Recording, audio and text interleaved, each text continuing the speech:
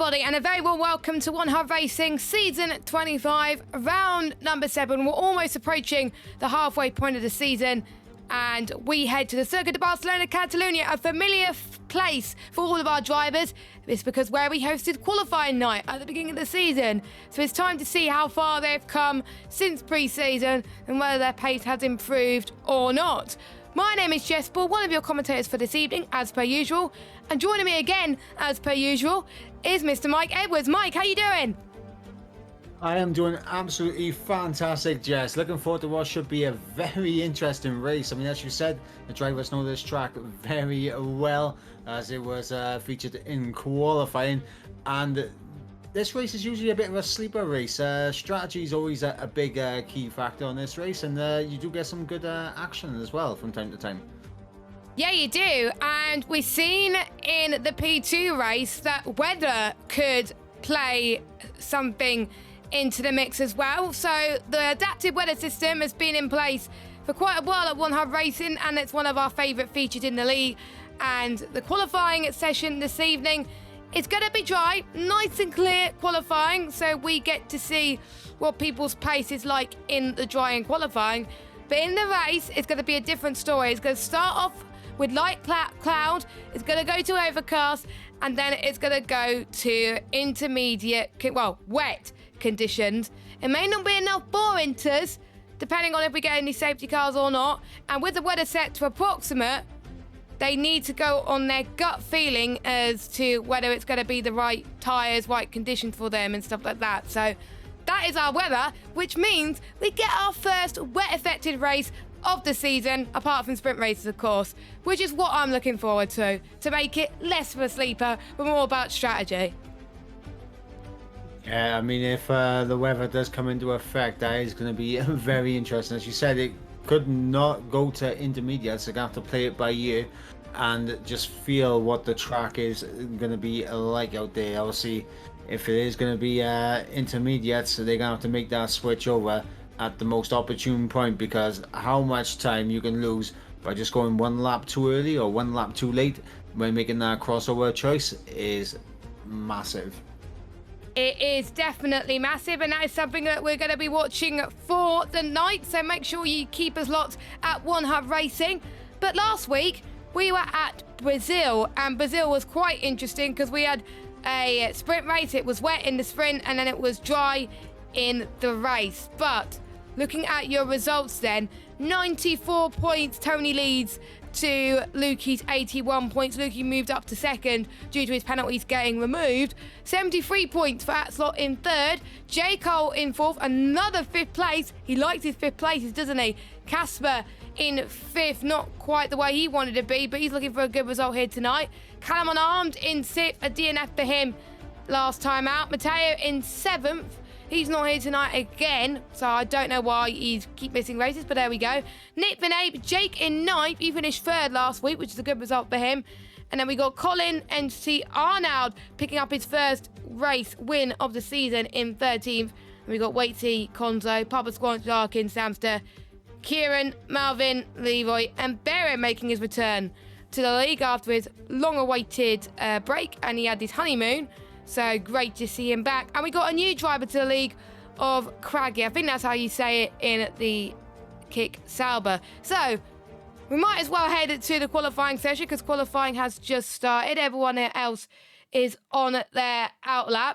Now, most people, when I spoke to them earlier, they prefer the track because the chicane at the last corner has been removed. But there's some people that don't like it. A majority of people like it. But in terms of your opinions, Mike, how do you find the track? Obviously, with the chicane now being removed, it's a lot more free-flowing for that final sector, and it's much more enjoyable to drive as compared to before.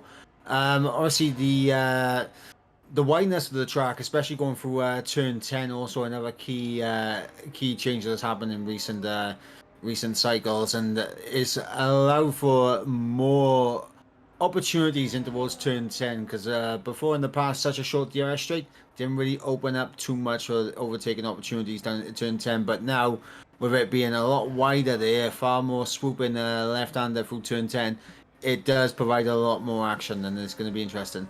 It is going to be interesting, and we may as well go on board with a lap now. The first driver to set a lap time based out on all the drivers is ELT Arnold, last week's race winner around Brazil, heading towards turn number 4. Follow the track as close as you can.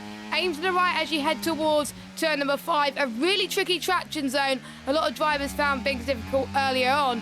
A little kick of turn 6 and now heading towards turn number 7, and then a slight kink in turn number 8. He takes it very, very nicely indeed in 5th. 6th gear through turn number 9. You don't really need to lift through there. You can go full power if you want, but again, it depends on your setup. Turn number 10. What gear does he take it in? He takes it in 3rd, and then 4th gear on entry to turn 12, and then make sure that you keep it on there on the exit. And now the chicane, saying bye-bye and going straight in towards New Holland.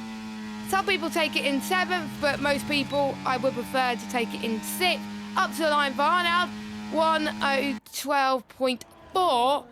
And we're seeing lap times being made from Casper. The times are not showing up for me if they're faster or not, which is very, very confusing. But Tony came across the line in 11th, so I think he's going to go again. And yeah, those are our lap times so far. I'm currently on board with Tony. He is going for another run. I believe. I mean, he is flashing red on his fuel indicator, so maybe he'll come into the pits at the end of this lap. Who knows? But he was 8 tenths up in sector 1, showing that he's actually pushing the car. Yep, he is pushing on. It was a little bit of a bump in the kink in towards turn 10, but now in towards turn number 12. Very nicely indeed as he follows the car through.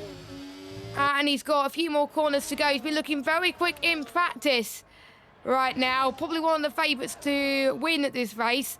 He's going up to the line. It's a very decent banker lap. 1:11.7. The two Hassids showing that they made the right things today. And Jake is in 3rd. And our new debutant of Craggy in 4th place. So great stuff for him at the moment. Malvin is next across the line, but he invalidated. J. Cole, he's got just the final sets to go as he exits turn number 10. 51.166 for him. I don't know how that compares towards other drivers, but we'll see what he can do. Mr. Consistent driver he is. He always likes those top 5, top 6 positions. And he usually gets the strategy right. So I think another driver to keep an eye on tonight.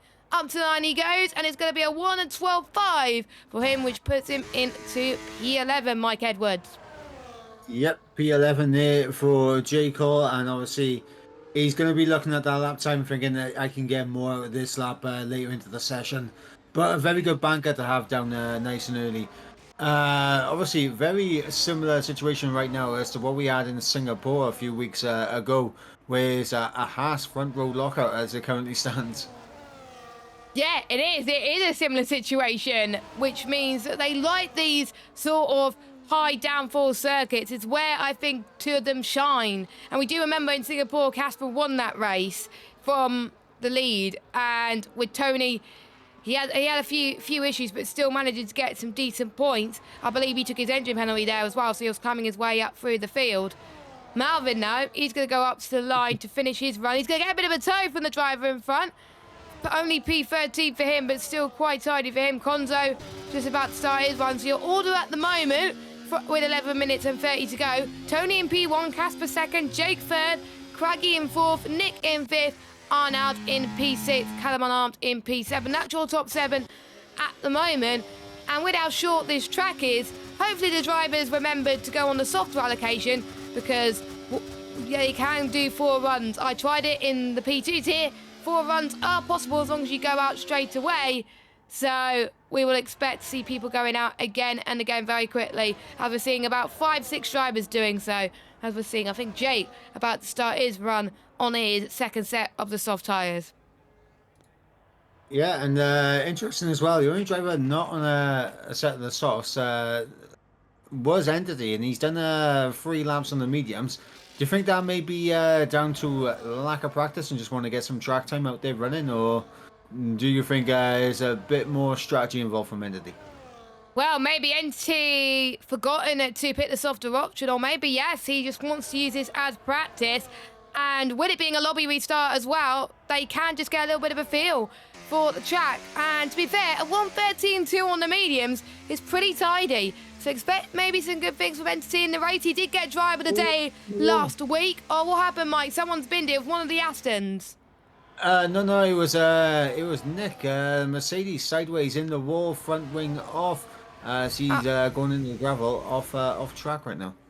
Oh, so it was him. So I think one of the Astons passed him. That was probably why. But that means he has to dive in the pits. I think he will abort his run then. But let's stay on board with Jake then. He's been come up on leaps and bounds since he rejoined the league. It's been a long time before this season since he's been a part of One Hub Racing and has so far produced some really decent results. Let's see how he could do around here as he dives it into the pits, as I just said that. Never mind. Axlock 2 times up though. Axlock 2 times up as he's flying to the line now, and he goes up into P4. P4 for Axlock. To be honest, his setup when I was doing it earlier looked very good. So I'd just like to say thank you, Axelot, for that one. And he was called to the rivalries with Tony this week. And they were asked by the media that things were starting to hot up with them as we get towards the business end of the season. And they were asked, after an incident last time out in Brazil, would you guys be able to keep things clean, or do you anticipate more hard racing and potential incidents? As Tony's on his lap now, we may as well speak about his answer. I actually found Tony's answer quite funny, but actually a very good point. He said he won't be answering this question as Axelot is no longer in P2 in the standings. He thinks that Lukey is his rival now. Now that is interesting. Now it all could change throughout the season, and what Axelot said, he thought the incident was the racing incident, and he couldn't care less about Tony. He always raced clean with him, and it will not change anything about my racing. I don't even think he has any rivals at this point, as I doubt anyone can challenge him on pace. So Tony thinks Luke is his rival. Axelot thinks Tony doesn't have any rivals. I think that's kind of like a rivalry in itself, as Tony's about to enter the pit lane. Yeah, that's interesting. Right there from both Tony's answer as well as Axelot's. So, I mean, granted with Axelot, obviously Tony's pace and he's showing respect there.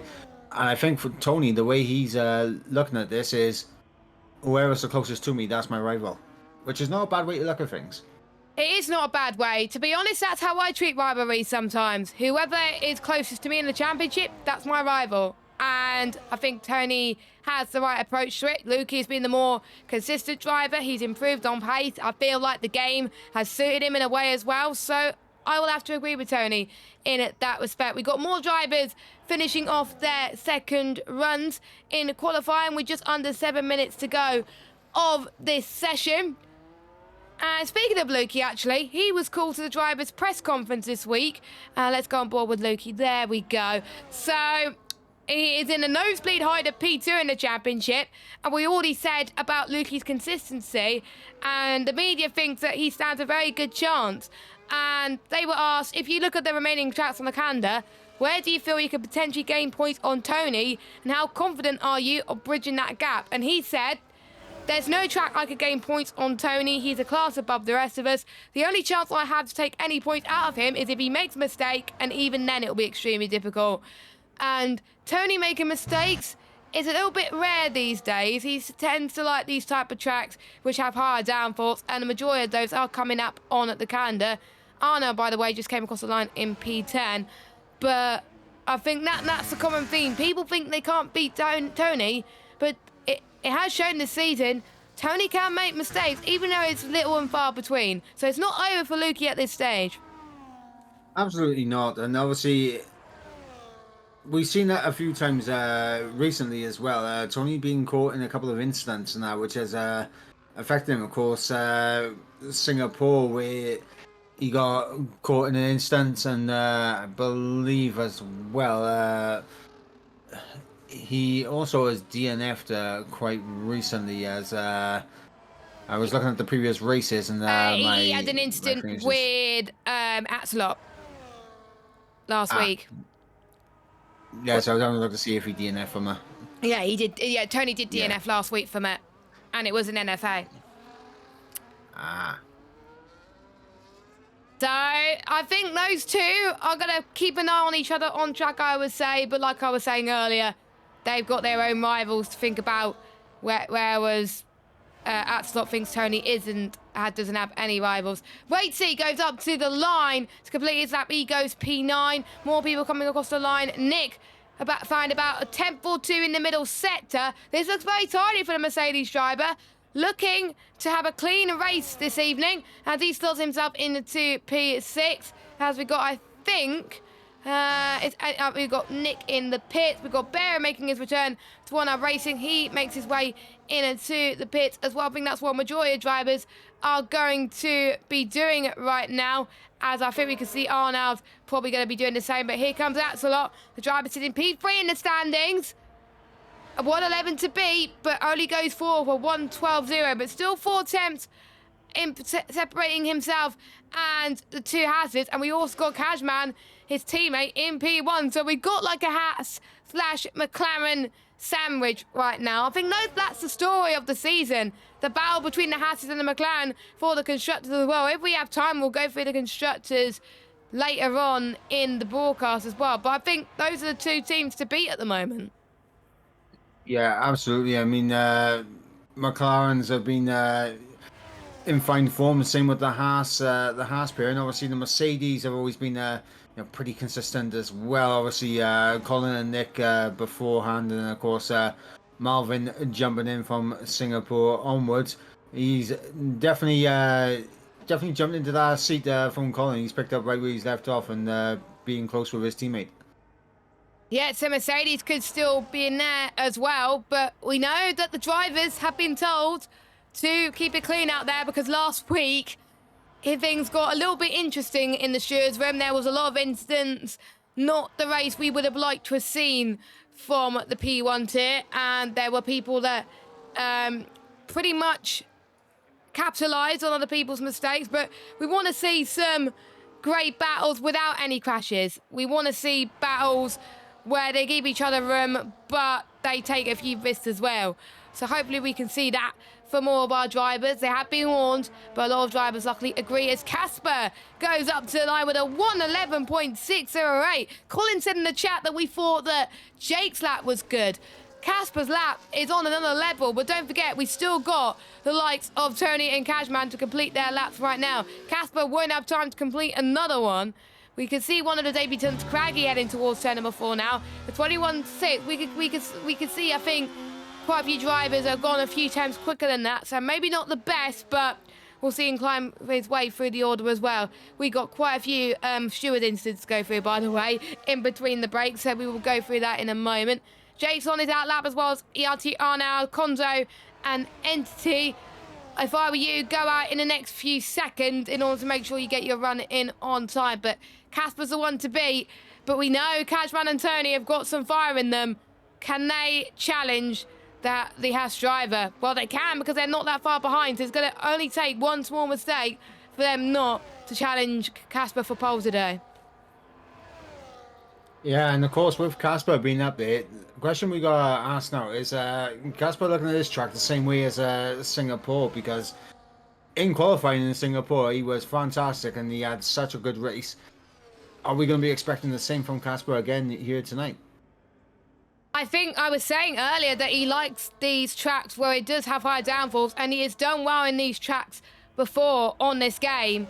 And all he's got to have to do now is wait in the pits and see what everyone else can do on their runs. I did not quite see how Cashman did in set 1. We'll keep an eye on Tony in just a moment. We've got, I think, Craggy just came across the line in P4, so very respectable lap time from him. Exit in towards turn number 9. Very tidy from him. He's trying to find all the time possible. The end of sector 2 is approaching.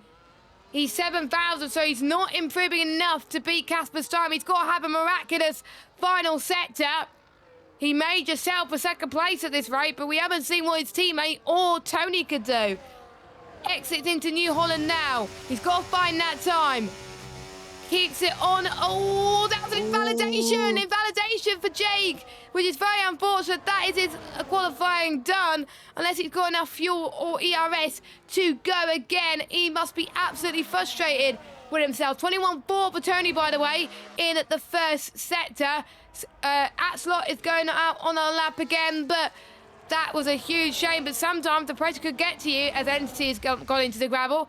If you set your lap early on, you set the benchmark, and maybe that puts a lot more people under pressure, and that's probably what we saw with Casper. I've just seen Tony's middle sector split. He's over a 10th up on his time. This is going to be close between him and Casper.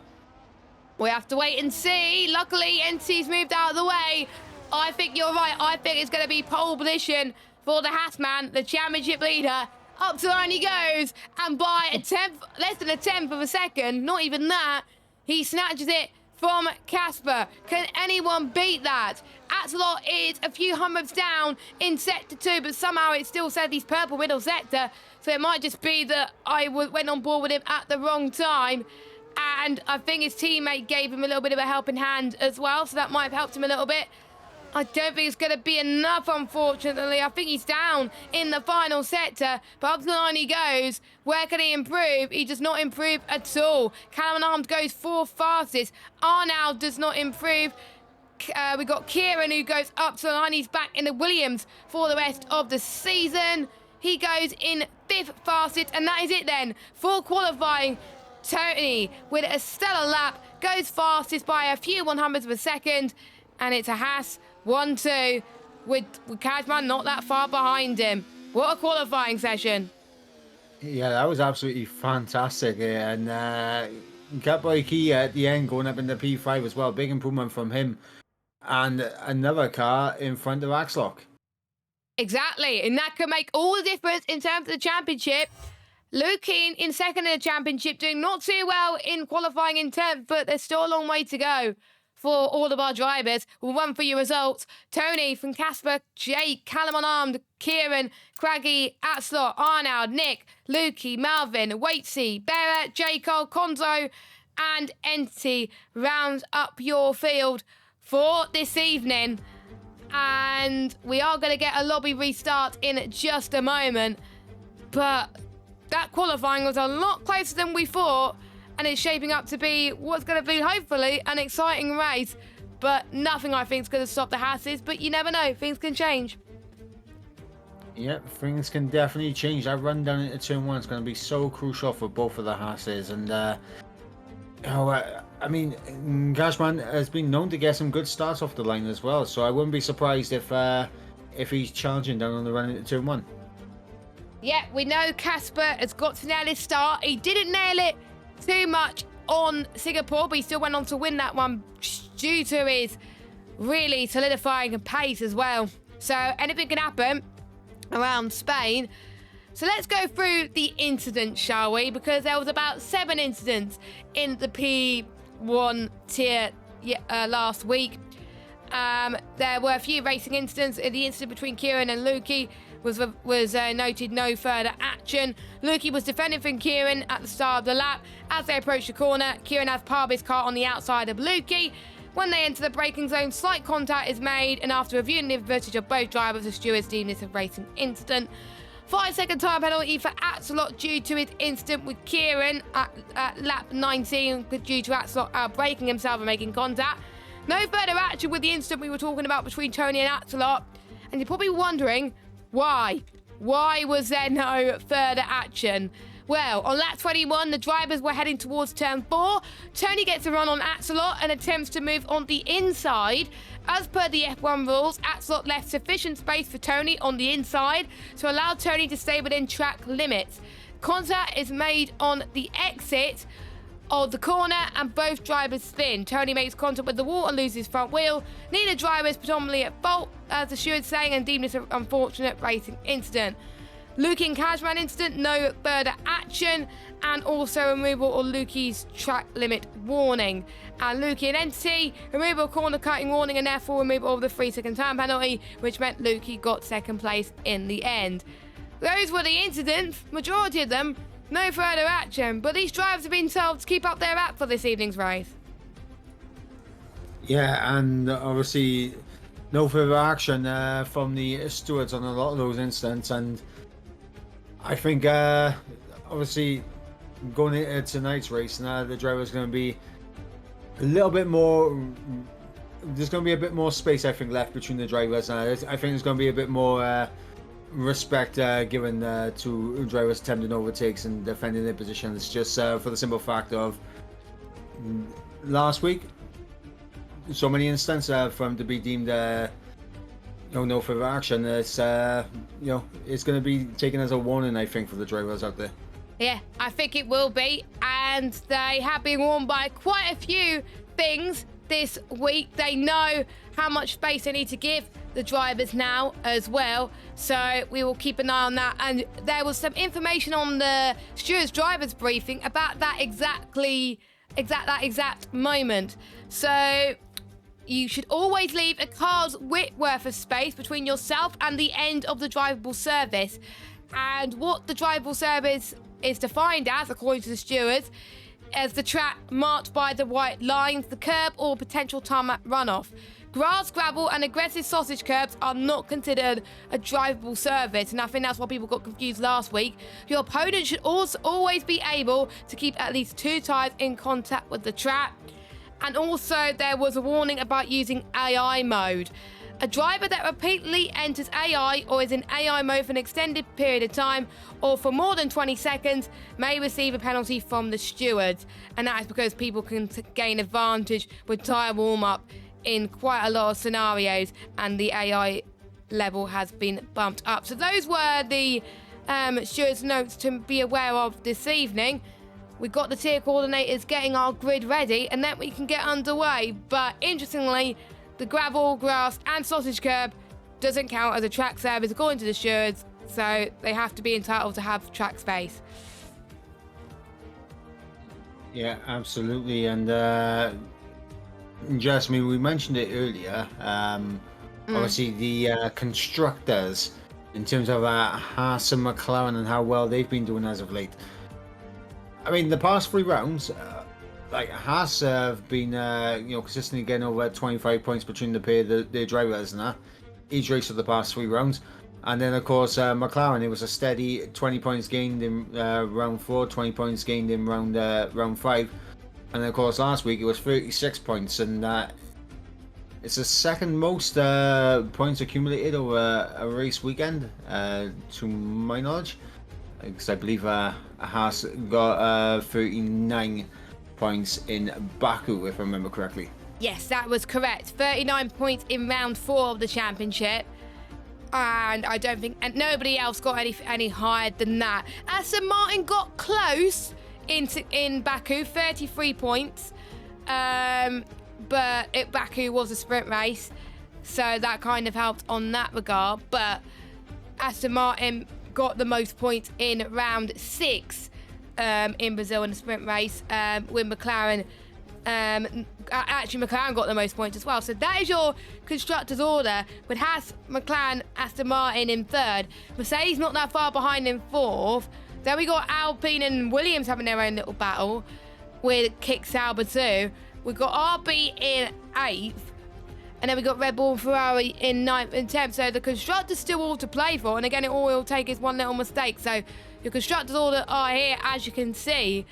But if any of the Haas or the McLarens mess up, we still got the other teams not that far behind to pick up the pieces, haven't they? Yeah, and obviously, Haas do have a nice little buffer at the moment at the top of the constructors. But for McLaren, any slip-ups from them, they'll be immediately under pressure from Aston Martin and Mercedes. In particular, I would say Aston Martin potentially, but they got to have their second drivers really start to pick up the pace a little bit. But certain drivers, they either make mistakes of their own or they get involved in incidents, which is not ideal. And we hope that, again, like I was saying, all of these drivers to be a lot cleaner tonight, because otherwise they could be in a spot of bother. Now, as I was saying earlier, wet weather towards the end of the race, and they were asked about these wet weather conditions. Axelot doesn't really care about it. He's got to do his best with any condition, and he knows he's got a good setup sorted for that. People think that Lukey thinks that people run a lower downforce setup than what people are expecting. Overtaking will be difficult but possible. I agree with that. I'm just trying to see if anyone else has responded to the pre-race interviews in RT. There we go, Tony. Tony wants wet weather. He's willing to pay, apparently. Well, the bribes did not work, unfortunately. Joking, I didn't give any bribes. And he's surely looking forward to Spain while he's in P2 at the moment. So those were what people were saying in the pre-race interviews. And Casper was asked about the same thing about the weather. Ready for anything. Rain, hail, cats or dogs. Bring it on. So, again, Hasses are the ones to watch out for. And the drivers have been told to ready up. And a quick reminder, for those of you that are watching the stream in the background, please remember your setups. Because if you don't, default setups around here, I tried that before, it is not good. Not good at all. And luckily, Tony has saved his pole lap for TikTok. Thank you, Tony. I love you. So we will put it on TikTok ready for next week. There we go.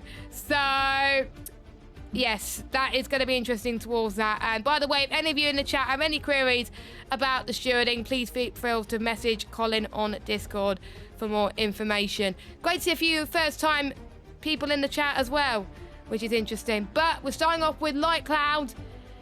And we get to see one Mercedes and one Red Bull's tyre choices, which is quite interesting. What would you go for? I think I would go for double mediums because we don't know when the rain's going to come. Softs don't last very long around here. Softs is never a good race tyre unless it's towards the end of the race. Yeah, I feel mediums are probably the best tyre to start on because you have the flexibility of obviously talking with the engineer, seeing how long until the rain is scheduled to arrive, and then you can make that call whether or not it's worth going on to another set of mediums or chucking on a set of the hards to try and go all the way to the end without making the switch. But yeah, I think mediums is going to be the best choice now. Obviously, early safety car would mean the softs would be the better choice, but I don't know. I'm expecting to see a lot more drivers on the set of the mediums than the softs or the hards. Yeah, the mediums actually feel pretty good. I was able to make them last 14, 15 laps in my second stint earlier before it was enough for the intermediate conditions. So it is doable, but it also does depend on how much fuel these drivers can have around this circuit. And before we actually get on to the main action, let's have a quick run through of our sponsors. Next Level Racing being our first one. Lots of prizes on offer, £2,000 worth of prizes. So a lot for these drivers to work for during the season. And also our sponsors Pure Sim Gear. The driver with the most fastest laps and poles combined will win a pair of Pure Sim Gear gloves or socks. Vespertine are providing prizes this season and also are supporting our championship apparel and season apparel. The winner of the Going Gets Tougher War will win a Race the Dream t-shirt. The winner of our One Hub Racing driver rankings will win a One Hub Racing t-shirt. Our partners at SimGrid are providing our standings and also providing a great community. And also our final partner is Mental Health Foundation. If you're struggling at the moment, Mental Health Foundation are a good charity to talk. If you're suffering from mental health problems, please do not suffer in silence. Please talk to your friends or family if you're ever stuck with your mental health. So, we're about to get going for some action and the formation lap is on and we can see what tyres people have gone for. Interestingly, 3 drivers have gone for the softs, which is Tony, Casper and Axelot. Entity has gone for the hards, which I don't think is the right race tyre in my opinion, but fair play if that works. And everyone else has gone for the medium tyres. Now, are you surprised for the 4 drivers that have gone for a different strategy to go for the tyres they did, Mike?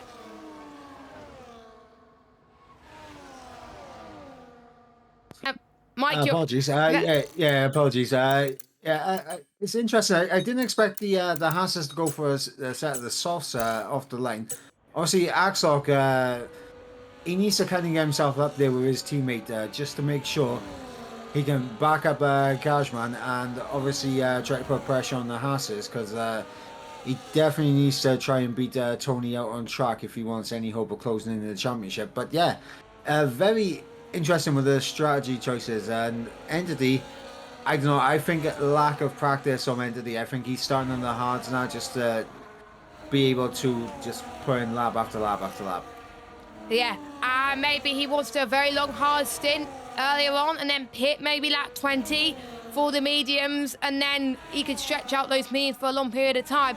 But what if there's a safety car? Safety cars could change things quite massively in one hub racing, and that means the rain could come a lot sooner than you think. In the P2 tier, with lovely commentary from Nick and Colin, the rain did not come until about lap 29, and it wasn't instant enough till lap 30, lap 31. Actually, no, the rain started coming a few laps earlier than that. But yeah, it was around about lap 30, 31 when people came into the pit with no safety car. But the weather is set to approximate, so we'll have to wait and see. Get your predictions in the channel who you think's going to win. I'm going to put my top three as Casper, Tony, and I'm going to go with Cashman. Quickly, because we don't have that long, Mike. Who's your top three? Cashman, Tony, and then I'm gonna go Kieran for the final spot on the podium. That is not a bad shout, because Kieran has done very well in this track in the past. So we'll wait for all of our drivers to make their way on to the grid of future qualifications. That's not going to do their tyres any good. But here we go then. For the 7th time of asking, the 5 red lights are on here at the Circuit of Barcelona, Catalonia. Here we go. It is time to rock and roll. Let's see who gets the best start out of everybody. Casper gets a good launch on the line. Jake right in the middle of this as well. Callum on arms got a good restart. So is Craggy. In towards turn number 1. Keep it through the outside curve. It's Tony leads from Casper, from Cashman, from Craggy, from Callum on arms, from Axelot, from Arnoud. And we're seeing Entities dropping his way through the field. But we can see some side-by-side action. Axelot down the inside in towards turn number 4. Tries to get the move on Callum on arms. And he does it with ease. Brilliant job from him on those soft tyres. And we'll start to see potentially the soft tyres go away. Catboy Key is dropping back a little bit, which is not ideal, but Callum making his way past Arnoud up into 7th. Arnoud almost got the move done actually, but it's the two Hasses on those softs leading the field away, Mike. Yeah, the two Hasses doing exactly what they needed to, both getting off the line very well on those soft tyres, not getting jumped by Cashman. Axlock doing very well off the start now, making up 2 positions early on up into P5 as we got Lukey battling with Catboy Key by here for the final sector, side-by-side action between the Williams and the Aston Martin, and they're still side-by-side, Jess. They're still side-by-side heading towards the final corner as one of the Mercedes made a little bit of mistake there. That was very close, but he's able to keep his car together on the track as they all start lap 2 with DRS enabled, as Jacob, by the way, goes side by side with Malvin into turn number 1, and he gets the move done and defends for Malvin into 11th spot. Don't forget, in 100 Racing top 12 do score points, and you can start to see the soft runners really starting to break away from the rest of the field up front, because Jake is already out of DRS to the top 2. Craggy has been very impressive in 4th spot, and he's going to be chasing down Jake for 3rd position on the same set of the medium tyres. And we know these softs don't last very well, so Axelot has got to get the moves ASAP as they exit in towards turn 9. So turn 9, he's got to get that ERS perfectly and enable it effectively. So Axelot trying to make his way past Craigie. Can he do it? Nope, he cannot. He's not going to as of yet.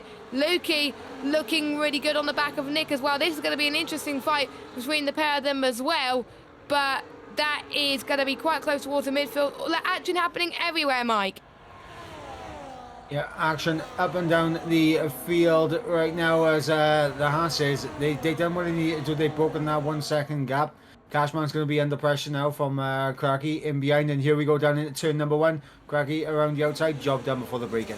That was very tidy from Craggy, one of the new drivers to the league. He's doing a stellar job, and can he chase down the soft runners? That is something to behold. He's replacing Papa Scorch for the rest of the season. Papa, unfortunately, do not having any other time at the moment to race in this league, which is a bit of a shame, but we've got a good driver in his place to hopefully score some good points for the Kick Sauber team. So your top 6 running similar order to what we saw earlier, with Catboy Key dropping down the order. We'll go through your positions gained, and biggest gainer Craggy up 3, Jacob up 3. Biggest loser has to be Kieran down 3 and Callum on arms down 2. So the RB and Williams not doing very well. Callum on arms almost trying to get the move past Axelot, but to no avail. Arnoud in that bit of a sandwich as well. We got that lovely, beautiful helicopter shot, gaining a beautiful view of the track. but we're already starting on lap 4 already, and we'll see if the softs are starting to give up the ghost. If Craggy can increase the close up the gap, then we know that those softs will die, but not quite yet. We've got, I think, a battle between the McLarens and the RB as they make their way towards turn number 1 now. Let's see what Callum can do on the back of Axelot. No can do, but Nick makes his way past Lukey with the DRS up to 9th, Mike. Yep, Nick doing a good overtake there with DRS getting past Lukey. Lukey, not where he wants to be down in P10 at the moment. He's got a lot of work to do in this race, and it's just going to be interesting. I think these soft tyres potentially are kind of at that crossover where they're kind of similar to the mediums at this stage, because Axelot doesn't appear to have the grip advantage anymore through the corners compared to like Cashman and Callum in behind. Yeah, I think the crossover point can be a bit earlier than you think. So the ones on the softs are going to hope for a safety car, but I think the only other option then would be going on to the hard compounded tyres, and the expected tyre wear per lap's around about 5% each lap. So, and especially the front and left, that's where it wears a lot, as I found out in practice. It wears quite a lot very quickly to the 40% mark after lap 6 or 7. So something to keep an eye on. And the crossover point is around about now. So we'll start to see it coming down. Craggy losing a bit of time to these guys. And that's allowing Jake to get past Craggy down the inside. And here comes Axelot as well with his teammate. Both McLaren's working very well, but it's going to be very tight on entry. Callum trying to do the same. Callum's trying to do a double overtake here. And if it can make it work, that'll be beautiful from the RB driver. Craggy defending for his life. Axelot to the outside on the exit of turn number 4. But to no avail, now heading towards turn number 5. It is also tight between this DRS train. Axelot has had a moment. Axelot has had a moment, but he's just about kept it on the white lines. Catboy Key getting past Axelot up into 7th. Those softs for Axelot are not working very well for him. That was a massive rear lock up then from Axelot in towards turn number 5. Absolutely losing the back end, losing several positions. And all that just stemmed from the fact that he tried to rush the overtake on Craggy with his tyres beginning to fall away from him. And he got hit with the switchback, got immediately overtaken by Callum as a result. And I think maybe a little bit of panic set in, and he made that crucial mistake in turn 5. Yeah, potentially. And with the dirty air around here, as I found out earlier, it's an absolute nightmare.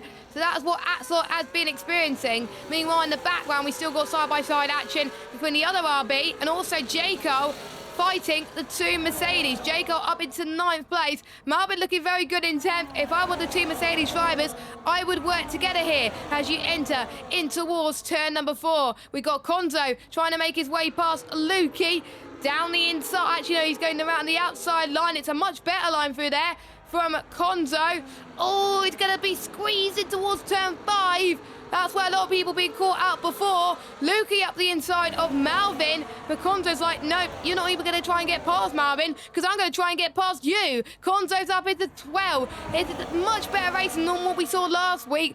They definitely took the warning seriously, these guys, and it's showing some very close racing. We got a DRS train all the way from 3rd place, all the way down into 14th place, as Waitsy and Entity having a bit of a scrap right now, and they up into 15th. I think those hards for Entity is not doing too bad, but they're still at the back of the grid. Meanwhile, the 2 Hatsid at the front, they're working together to make sure no one can have a sniff of them. They're switching DRS with each other. Casper's now in the lead. Yep, Casper in the lead, and here goes Craggy down the inside of Cashman. Job done at turn 1. You see Callum and Arm there just sitting in behind, waiting for an opportunity, trying to pick his lines right. As Arnold's in behind, he's under a little bit of pressure from Catboy Key. And I think, I think those soft tyres begin to fall away, because look how far back Axelot has been dropping away now. Yep, yellow flag. What's that yellow flag? Oh, it was Barrett.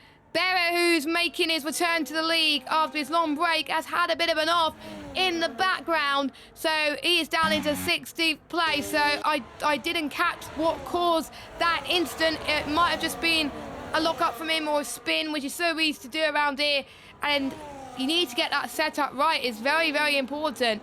So he's the only one out of that battle for the podium, so to speak, which is a real huge shame. So far, 7 laps are done. so far on these tyres. I think 13 laps each on the mediums will be absolutely fine.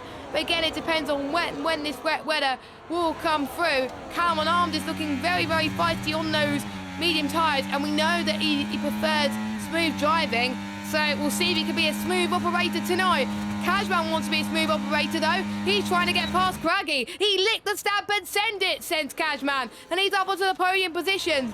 He is on fire right now, and he's got to make sure he has enough life on those medium tyres to close in onto the two houses later. But at the moment, that move was crucial from Cashman as he's fighting for his life here. Brilliant stuff. This fight for third place is absolutely fantastic. Yeah, and we're starting to see now the gap begin to close between Cashman and Tony. It's down to 2 seconds flat now. It was a little bit more than that not too long ago. And you can see through the corners, the mediums are starting to gain in on the soft compound tyres. As here goes Callum Arm now. He is all over the back of Cracky. He's going to look to the outside and backs out with a smart call there from Callum Arm to not commit to the outside line through turn 10 there.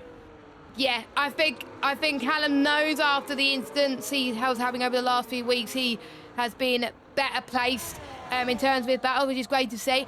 And we got our first pitter. Tony is in the pit, and that is where you would expect the soft runners to come in. So Tony pitting a lap earlier, Casper will be pitting on the next lap. And the gap is not too bad, so Casper should still come out in a decent position to his teammate. So Tony, what tyres is he going to go on to? He's going to go on to the hard tyres, and I would expect Casper to do it the same, or would he go the opposite? I have no idea. That's the beauty of this two-stop strategy. It's mandatory no matter what these conditions are, so they're going to have to pit again regardless. Some people will be wanting to stay out until the rain. Some people want to get their two stops out the way as quickly as they can. So if it doesn't rain, then they'll have their two stops out the way, and then they won't have to worry about will the tyres make it to the end or not. So lap number 9 then. We got Jake, our leading runner, but Casper's pushing.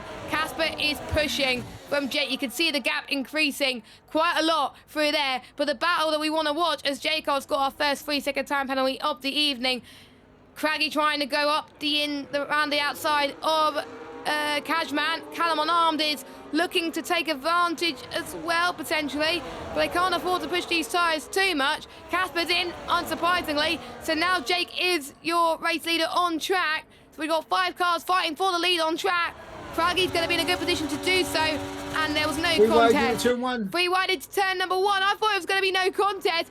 Arnell's at the moment. He's dropped to the back of the field. He got a bit too greedy, unfortunately, which is allowing Callum Alarm to say thank you very much. That's my P2. Jake's down to 3rd. And look at this. Kieran is joining the party as well. Arnell's not lost too much because he's also in that DRS tray. Yeah, Arnold, I think he might have missed his braking point. Yeah, he did. He took to the outside and was got very, very lucky to not run into the back of anyone and risk losing the front wing there for Arnold. But yeah, it just seemed like he just got a little bit short-sighted on his braking points, and an uncharacteristic mistake there from Arnold. Yep, but still a long race to go for Arnold, so he can be still fighting for P3. Penalties can play a massive factor, but only one driver has got penalties so far. And we had four drivers that have come into the pits already. And we'll see if the undercut will work out well. So Craggy, your race leader at the moment. And Cashman's in, so is Arnold. So they're taking advantage of that early undercut. Oh my goodness! Now that was an interesting pit entry from Arnold. That's not the first time I've seen that around Spain. So that means Arnold will get ahead of Jake, it looks like. So where's Jake going to come out? Oh, that's very tight. But I wonder if there's going to be an incident for the shoots. But I think that was very clever, to be honest, from Arnold. But Jake might beg to differ. And Arnold's pitted a lap early with these soft tyres, and he's come out ahead of these two guys. Arnold's gone for the mediums. Jake's gone for the hards. So I wonder what strategy is going to come into effect here. Jake's gone for the long game. Arnold wants to be very quick ASAP to try and catch up to Axelot. But Casper leads from Tony. So Casper, with those medium tyres, is going to help him at the moment. But if the rain doesn't come as soon as you think, it will be advantage Tony later on. So Casper's got to push like a mad one during these next couple of laps. As Waitsy, by the way, gets past Kondo up to 7th, Mike. Yeah, Waitsy through up into 7th. Yeah, very interesting and very opportunistic overtaking opportunity there from Arnold in the pit lane on Cashman. And yeah, I think Cashman will probably be looking at us thinking, I can't believe that just happened, but fair play. Yeah, hopefully you'll be thinking like that as Callum, Waitsy and Konzo come into the pit lane. So there still remains 5 drivers still yet to box, and Callum and Arm going on to the hard tyres. We've got Konzo doing the same, Waitsy going on to a set of the hard compounded tyres as well. So mixture of strategies, what we like to see. And now we're going to see these two squabbling for positions. They got to be careful though, because ideally they want a bit of clear air in order to just increase the gap up front so they won't lose out when they come out onto a next set of their mediums or to a set of the hard compounded tyres. So maybe this is not worked out for them, but you have to wait and see. Meanwhile, Nick has got clean air, so he's able to close in just a little bit more. And we will see what happens with these two. Are they going to think about pitting now? If I were them, I would do so. Yeah, and I'm very interested in the those that have pitted onto the hards, because of course mandatory 2-stop as we say. I wonder if they're gonna see if they can stretch the hards all the way to the rain, because I mean from right now, you definitely think a hard compound tire will definitely get to the rain. It'll just be a case of if the rain is gonna be heavy enough to warrant the switch over to Indes. And we've got Entity, by the way, that's got past Nick up into 2nd place. So I wonder if any of the Mercedes have made a mistake there, because the gap was quite massive there. So we've got a Williams 1-2 out there on the circuit at the moment. Craggy has come in, and it is so tight between Axelot, Craggy and Arnold at the moment. But Axelot is still ahead. A podium spot for him at the moment, so his setup has worked wonders for him. So we've got Craggy in kind of like a medium stroke hard sandwich. And we see if he can close the gap to him. A bit of contact from Arnold. Callum and Arnold is in it as well. You don't want to be too close around Spain with the dirty air, but you don't want to be out of that DRS train. So Callum is going to try and do all he can to take advantage of maybe mistakes that are coming into play as well. I think I know what the two Mercedes are doing, Mike. I think they're stretching those mediums to around about lap 14, 15 and doing about 15 laps on each on the set of the medium tyres. So they want to see how far they can take those mediums now so they know what they could do at this point. Kieran, though, he's going to come into the pits now. I would brave it and go onto the mediums, but yeah, I think he's thinking of going onto the mediums now. Probably the latest opportunity. Nick comes in now as well. Right time. What tyre is he going to go on to? I see a yellow stripe mediums going on his car. So he's going to go on them until the rain. I'm liking the difference in strategies. Which strategy is going to work? Well, I can't wait to find out which strategy comes out on top. Oh, it's going to be freeway in turn 1 again. And with Kieran coming out of the pit lane and very close. Oh my God. As Craggy there almost losing the car. Getting very close to coming on. And that's allowed Catboy Key down the inside in towards turn 3. Job done for the Williams. That was fantastic for the Williams and Kieran, actually. Maybe that is definitely helping improve on his racecraft currently. I'm absolutely loving this from these guys as well. But Craggy, he was pretty much in the lead of this train. Now he's dropped down to 9th. So maybe those hards are not working at the moment, but just wait until we get to the rain period. He could potentially be fast when we get ahead to the crossover point. Now, lap 14 and 30, Axelot, he's broken free of DRS to Arnold. And don't forget, Arnold has got that 3-second penalty. So it is advantage Axelot with these guys. Catboy Key is going to try and go for another move on Callum. Malvin goes in into the pit lane for his first stop. And we'll see what tire he go on in just a moment. But meanwhile, we've got this battle to watch once again. It could be 3 wide once more as Tony takes 3rd place from Malvin. Where is Malvin going to drop? He might jump with these up, but you never know. Here comes the Williams driver of Kieran to the outside line towards turn number 1. And he gets past Callum up to 6th. Yeah, good move there from Kieran, and Callum trying to come back through turn 3, but unable to get enough of a run to go for a movement towards turn number 4. Unfortunate there for the RB, but he's going to sit in behind. And of course, Kieran on a fresher set of mediums is going to be very quick versus these slightly more warm mediums in front of him. Very warm mediums indeed for the likes of Arnold and Axelot, who pitted a few laps earlier, and they're going to be craving for some wet weather earlier on as well. But we saw in P2 that wasn't the case. But you never know with these lobbies. Looking at the weather, it's a bit darker than what we saw in P2. It's a bit darker early on, so we might see the rain come as soon as you think. Let us know your predictions in the chat. When is the rain going to come? That'll be good. And we do have a raider from our lovely founder of S25. Well done on your result today, and they're cheering on Williams. And Sharky saying, make Williams proud. As Arna, by the way, has got past Axelot up into 4th place right now. And much love, One Up Racing. I'm loving you, S25. Thank you to all you do in supplying the merch as well. And again, well done on your good result here. Catboy Kieran is going to go for the move. No, he's not going to, as Axelot shuts the door. Exit, though. He's got a good exit on turn number 4. He's going to try for a lunge. He's got to be careful for turn number 5. A bit of contact being made there. Axelot just about defends from Kieran. Honestly, I think Kieran heard the call there from Vespertwin in the chat saying make Williams great again. He was like, okay, hold my drink. Right, we got some predictions for the rain. So Colin says lap 23. Jamie, I believe, is in the One Hub account, I believe.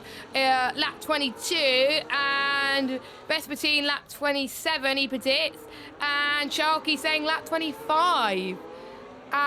So those are the predictions. I'm going to go with lap... I'm going to agree with Vespertine. I'm going to go with lap 27. But I think it may come sooner than you think, so... I'm going to still go by my decision, lap 27. But speaking of Williams again, surely not. Surely Kieran's not going to go for a double overtake. No, it'd be just outbreaks himself in time. But that would have been amazing if he did, but it would have been contact. So Kieran was playing it safe there. Nick got away down the inside of Jacob up into 10th place. And there we go. The move's being made as it stands. I'm surprised NC has not come in yet. I'm surprised. Does he know that it's a two-stop race regardless of conditions? I think he does. I think he's stretching these hards, going on to the set of mediums, and I think he's banking on the rain coming in around, I want to say around lap... Oh, Malvin's out of the race! Are we going to get a safety car? Yes! That means we could have the rain earlier than we thought. That's worked for Entity. He could do his first stop right here and right now, but he's going to drop way down the order. That has worked out very well for Entity, but I don't think you want to get your 2 stops done now because the rain's going to come a lot earlier now. But it depends on who has put the practice in. Tony has come in. Tony thinks that the rain's not going to come at all. He wants to get his 2nd stop done now. Axelot, Callum and Craggy doing the same. Cashman doing the same. What is Nick going to do? Nick stays out. Jaco comes in. We got a mixture of strategies here. Waitsy stays out. Lukey comes into the pit lane. Konzo comes into the pit lane. Bear, I don't know what's going to happen with him, but we'll find out in just a moment. But that spices things up massively. Shame for the Mercedes driver, though. But that spiced up the race a little bit because everyone that's pitted is going to be on fresh mediums. They could get to the end. They don't have to worry about doing another stop if the rain doesn't come down hard enough. Bring it on. Yeah, the question is, though, are the mediums... obviously, they'll be towards the end of their usable life, and by the time we get to the final lap, it's going to be a case of how well these guys can keep those mediums in check in terms of the tyre weight. Interesting, though. Entity's in 4th. Yeah, Entity up in 4th. You got Nick that decided to stay out. He's in 5th right now, ahead of Tony. You got Waitsy in behind on the 6-lap old hards behind Tony. You got Axlock now, who is going to be looking at this as a huge blessing because remember, he was a fair few seconds off the back of Tony before the safety car came out. Now he has sights on a championship rival of his. I think there's a lot of rivals coming into this as well that is looking to climb their way up. And I'm looking in the chat now. Colin thinks that pitting is an error. I hate to say it. I agree with you. I think people who just pitted a lap or two ago should have stayed out. Nick, I think, according to Colin, has played a blinder. Entity's playing the blinder for staying out on those hard tyres. So I think these two, their strategies have worked very well. And we know that the Inters are going to come up very soon. So we don't know what's going to happen here. Casper, I think, and Arnold, they're going to probably get swamped. But anything can happen in One Hub Racing. We know that. Sharky's saying in the chat, I don't know, but I hear non-stop pop radio host is one of the commentators. Who are you referring to on that? Me or Mike? Probably Mike, but I don't know. I have no idea, to be honest. But there we go. We're about to start lap 20 very soon. And with the ones who haven't done their 2-stop yet, they're going to hope the rain's going to come ASAP. And Barry's gone on the softs, by the way. Yeah, very interesting goal from Mera to go on the set of the softs. He must be really banking on the rain coming down a little bit quicker. And yeah, in terms of non-stop pop radio now, like, I'm very confused. Very confused. Yeah, I'm very confused as well. Yeah, if you could tell us who you're referring to, that would be lovely. If it's me, I would like to know who I sound like. I really do. But anyway, I just think the rain's gonna come like next lap or even a lap after. So my prediction for lap 27 has probably not come true. I think the closest is going to be, it could be Jamie. I think it could be lap 22 or even Colin. So I think it's going to be a fight between you two in the chat. Is safety car going to come in? I think it's going to stay out another lap because we're still waiting for Bered to catch up. Yeah, it's too late for a call now for the dive in. Oh my God, I'm just reading the chat right now. Colin has just said, Mike is the Eddie Butler of F1. I don't know what that means, but yeah, only Mike will get this reference apparently. I don't think Mike does. I definitely do not get the reference. Sorry, Carl, none of us get that reference. Oh my. I don't know whether or not I should be upset or not. Like, should I be upset? Yeah, should he be happy or should he be upset, Cole? I don't know. I really don't know. I do miss Cole, by the way, out there on the chat, but he's doing some good stuff in the GT7 world at the moment, so he is still racing, don't you worry. But in other sims. So, safety cars should come in this... Why is Barry pitted again?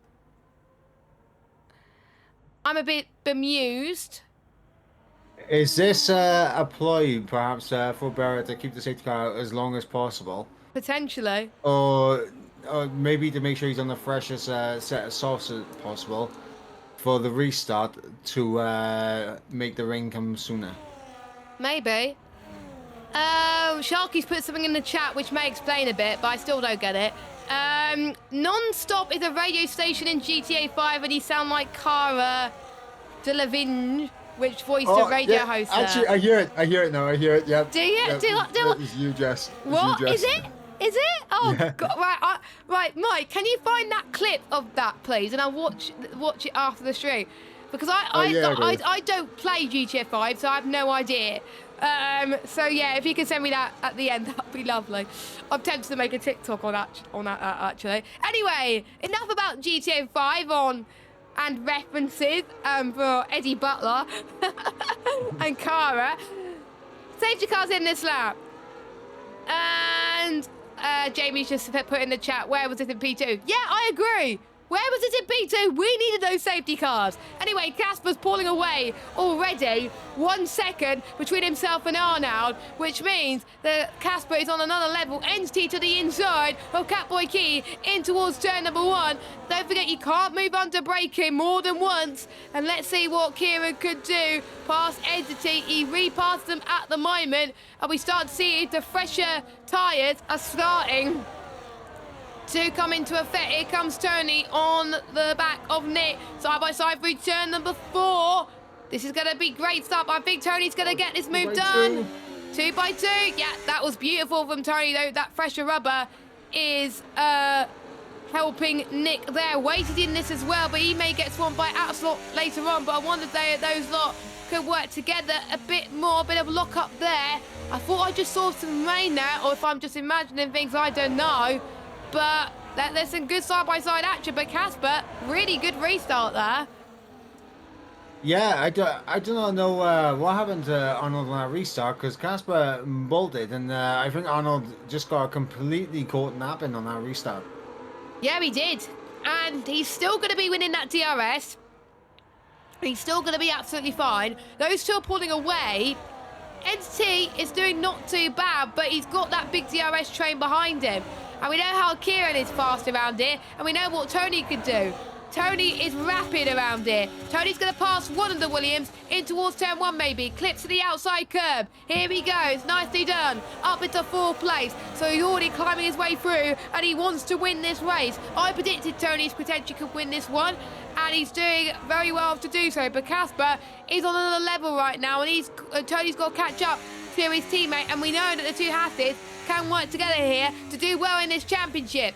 Entity is doing all he can to defend to get a podium. I think Entity finished fourth last week, I believe, and he got driver of the day. He's looking to get another one place higher and get into third spot, but we know how quick Tony is in a straight line. He's got perfect straight line speed, and what is Tony going to do right now? Tony's going to play it safe for now on this lap because we know the rain's going to come soon. Axelot down the inside of Waitsy, but Waitsy covers him off. Waitsy covers it off, so Axelot's going to turn to the outside line.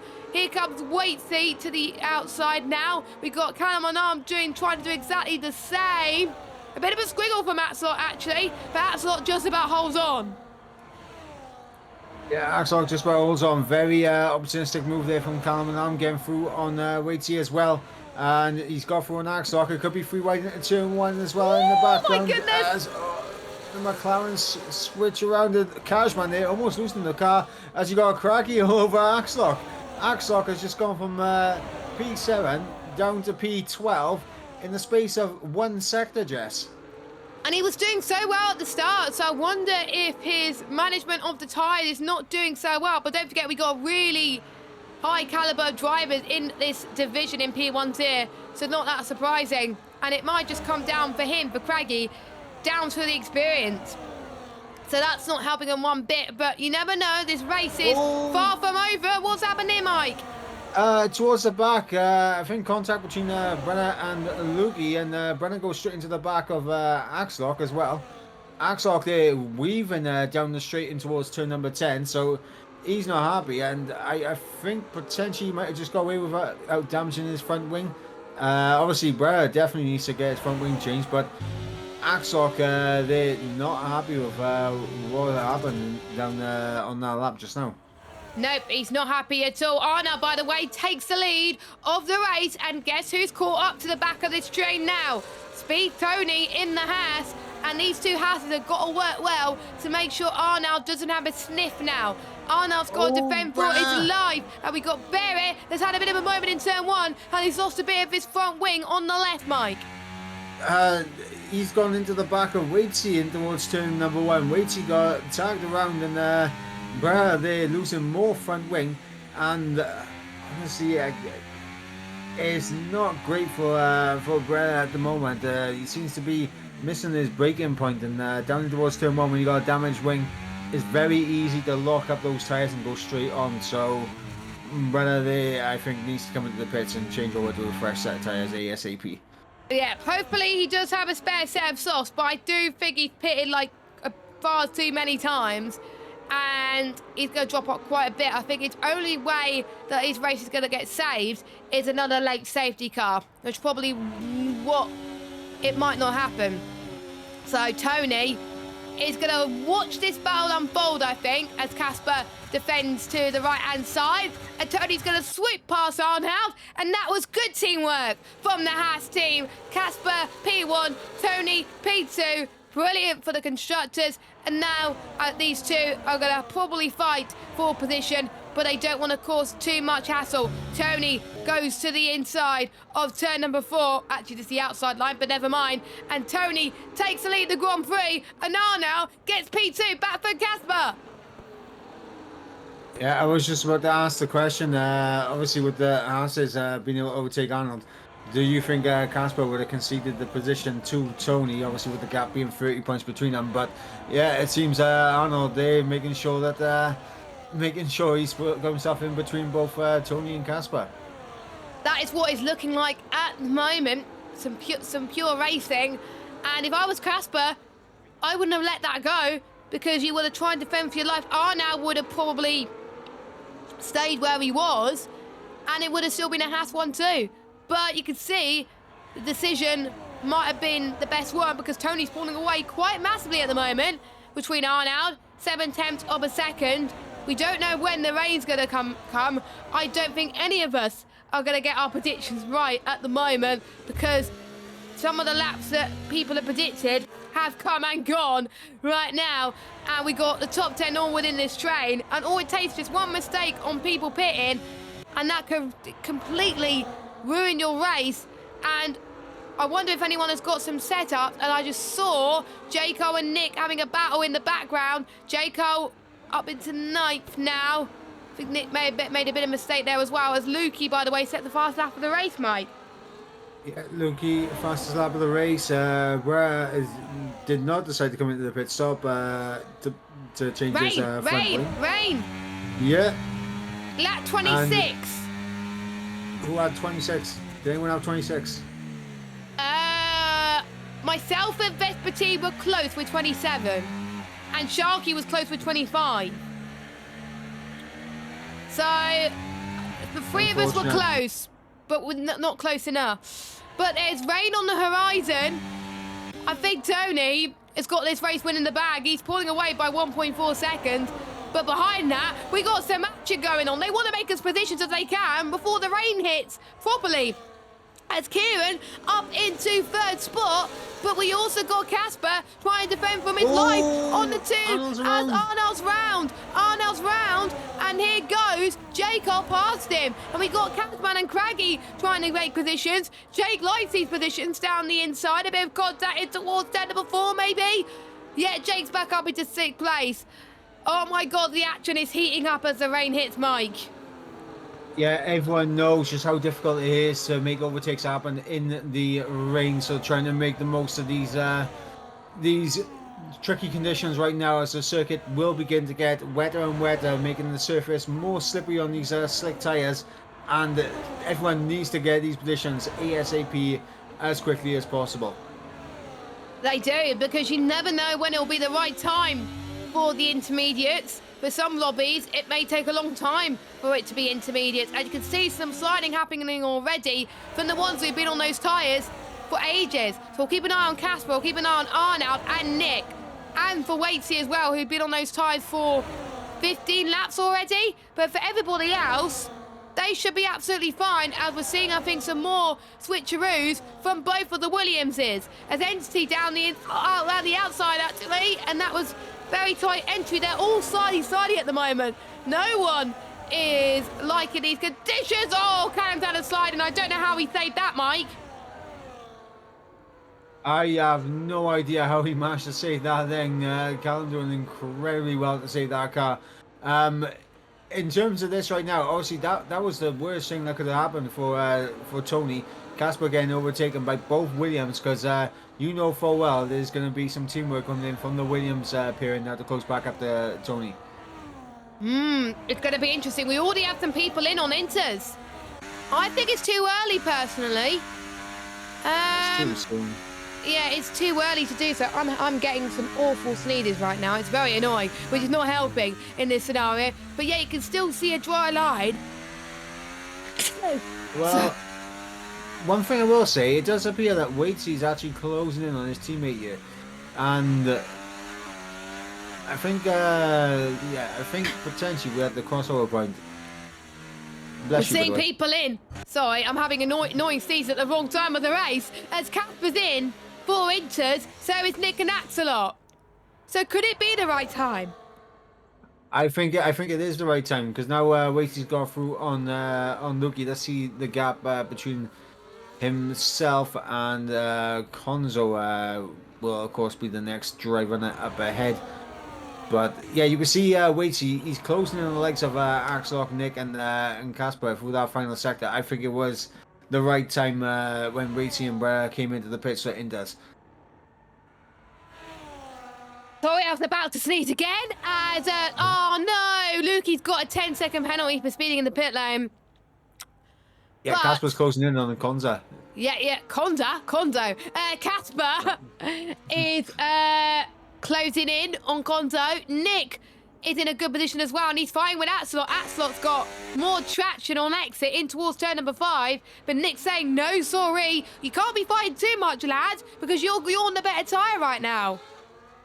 Well, much better exit out of turn 5, though, for Axlock, and job done on the run in towards turn number 7. And I think you can see it being very slippy at the moment, and you can see Entity having it slippy. Kieran's in the pit lane. Yep, so is Cashman, so is Arnold. Interesting that, as Cashman 10 second time penalty for speeding in the pit lane, not ideal for him. Not the race for him. Do you think these guys out here on the mediums right now are saying that they're just going to go to the end? It's a bit of a risky strategy, but we're not that long to go. We'll see what the gap is. The gap is 14.9 seconds between Casper and J. Cole. But you can see the medium runners are just going so slowly. It's not going to be that long before the Inters close in. So I think Tony's just balled on the wet race win here. DRS disabled. It's time for Inters. If they're not on Inters now, you bottle this race win. Tony, what have you done? And Entity and Callum as well, and they were on for good races. Jekyll. They were on for good races. The rain has come quicker than you would expect right now. So they're going to have to come in now. And you can see the gap come down. It's going to come down sooner or later. He can't stay out. And Tony's staying out. What is he doing? Tony is staying out. Callum's staying out. Craggy's staying out. Entity's pitting, which is fair enough. You're going to lose more time anyway. By the way, if Tony wins on mediums, that will just be an absolute masterclass of a skill for Tony. Or maybe Casper's going to help Tony win this race. I don't know, but if I was Casper, I would try and win your second race in one hub in the top tier here. Casper's got this one in the bag. And Jake up into third past Entity. Entity's still in a good position. Because of Entity pitting now, he's still in fourth place, so he hasn't lost out on a lot. Yeah, and Tony, if he came into the pits, obviously he'd be right there with Entity and battling with Cashman. And you got to think with the Inters, Casper and Kieran are going to be flying towards the back of these medium runners. I think I understand what Tony and Callum and Cracky are trying to do, but I just think in the final 2 laps, they're just going to lose so much time compared to the Inters. It's just not going to be worth it. It's not going to be worth it at all. Because look at the gap now. 4.5 seconds between Casper and J. Cole. I think you're not going to lose that much if you pit now. Just pit now. Pit now. What are they doing? I think there's a method to their madness, not going to lie. But we are about to start lap 32. Callum's got the good straight line speed. You can see it's so slippery. I just don't think it's worth it. Let's just look at the difference. I'm gonna go on board with Casper right now as they make their way towards turn number 1. I just doubt that's the right decision. You can see the amount of traction that the intermediates get. It's just not worth it. Casper's already through up into 4th place, and we got Atsok and Arnold squeezing for a move. Oh my god, that was close. As Arnold is through. Callum on arm, by the way. It's through. They're just going so slowly. It's hard to tell. There could be an instant here, but I doubt that's going to happen. The thing is as well, Jess, is that these two are battling, Tony and Callum. They're losing even more time than they already would have been. Tony's gone deep through turn 8. Craggy's going to have a look down the inside. Tony's losing positions, yeah? It's Casper. Casper's through. Casper's through. I think he's going to get past not 1 but 2. Casper's timed his strategy right here to perfection. Casper's up to 2nd, and he's already catching up to Callum. Do you know what? I'm going to say this now. Obviously, Vespa Twin earlier came into the chat that said, make Williams great again. I'm just saying they could be on for a double podium right now. They could. They could, but maybe, because obviously Jay's got that 10-second penalty. Craigie and Tony, they're still not pitting. I think, was Kieran the one who made that? Kieran was one of the ones who made that perfect call, I think. And he's going to chase down Casper now. So Kieran could go for the win. Yeah, and Entity, of course, was the one decided to come into the pits out of those that stayed out in the mediums. But imagine if Entity came out the same time, pitted the lap or two later than Kieran. He could have been up there for the P3 on track. He absolutely could have. And he's all over the back of Callum here. Entity, job done down the inside. And Callum's gone way, way wide there through turn 4. And yeah, these the dry tyres are just, they're gone. Yeah, they've definitely gone right now, which is very, very annoying for the ones who stayed out. But for the ones who were on inters and came out at the perfect time, this is gold dust for these drivers. Casper has only got a few more corners to go. The start of the final sector. Casper needed a miracle, and he's definitely going to get one. He pitted at the right time, heading towards turn number 12. If he wants to get this win, he can't afford to make any mistakes. He exits New Holland corner, past the pit lane entry, heading towards the final corner. Casper wins in Spain, his second win in the top tier. Kieran winning a massive P2, and we got a double podium for Williams. That is fantastic. R now drops to 5th, Axel 4th, great result from him. But what a race for Casper, and what a race for Williams, Mike. Yeah, it was said in the chat, make Williams great, and they done that again.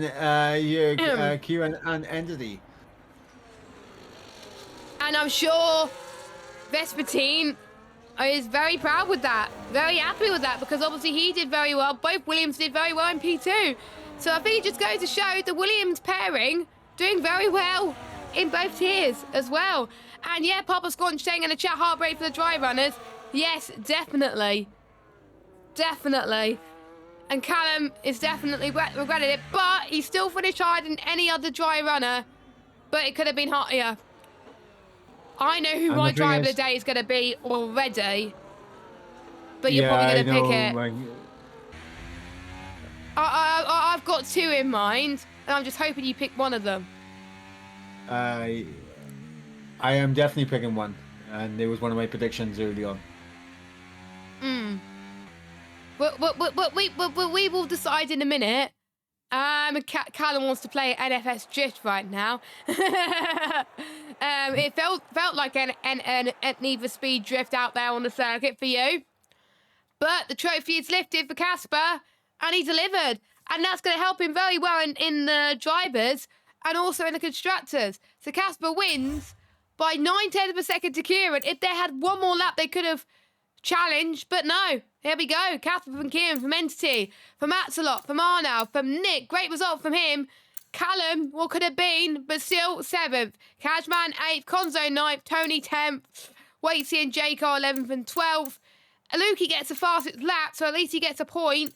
And we got Barrett and Malvin. Malvin did not finish there. We got to pick our driver of the day. I think hopefully you pick hopefully you pick one of the drivers I'm going to pick, because otherwise I'm going to struggle. But anyway, Mike, who is your driver of the day, and what would you like to ask him? My driver of the day is going to go to Entity. I knew it. Obviously, in terms of qualifying that, it was a very poor qualifying from you, Entity. But I wanted to know, was the... I'm going to need a good question here. Don't worry, we have time. We have time. Yeah. The question, Entity, is did you expect to be up there battling for the podium after such a poor qualifying by your standards? That is a good question. I'm going to have to give it to Casper. Casper timed it right. He timed it right to go on those intermediate tyres, and that worked for him. So my question is, did you... I need to word my question right. It's not just you, Mike. I've got to do a bit of thinking.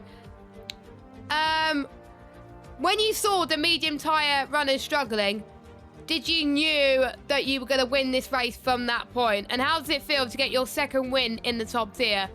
So that is my question for Casper.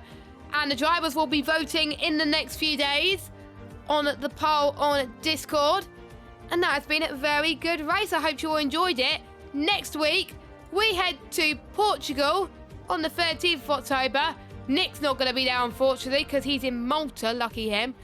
But I'm definitely going to be there, and so is Mike.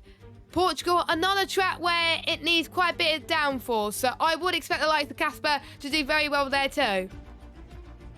Yeah, Casper has shown that he is very good at the high downforce circuits.